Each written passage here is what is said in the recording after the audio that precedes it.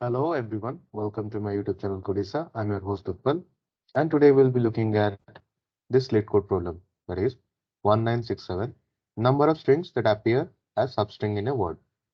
So let us first read through the code or read through the problem. Given an array of strings patterns and a string word, return the number of strings in patterns that exist as a substring in the word. A substring is a contiguous sequence of characters within a string. Okay. So what exactly it says is we have to return the count of the substrings that appear as a part of this word ABC. Okay, so let us say A is present in ABC, so the count increases to 1. ABC is present in ABC, so count increases to 2. BC is present in ABC, count increases to 3. E is not present in ABC, so we do not increase the count.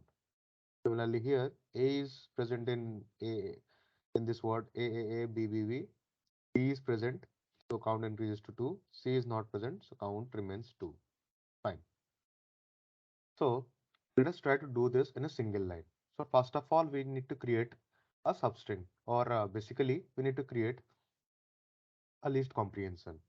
So the idea behind creating a list comprehension is I will append 1 each time I encounter a substring. So how will I do that is for W in patterns, I loop through the patterns, then I'll check if W is a substring or W in word. If W is a substring of word, then I will append 1 to it. Fine. Now, to get the sum or the total count, I just need the sum function. So sum of this list. Basically, it will add all the ones inside that list. So finally, I just return it. Return sum of all the ones for W in patterns if W is a substring or W in word. Just run this code. Fine, it works. Let us submit it. Great, it got accepted. So I hope you guys understood. Please like and subscribe to my channel. It will motivate me more.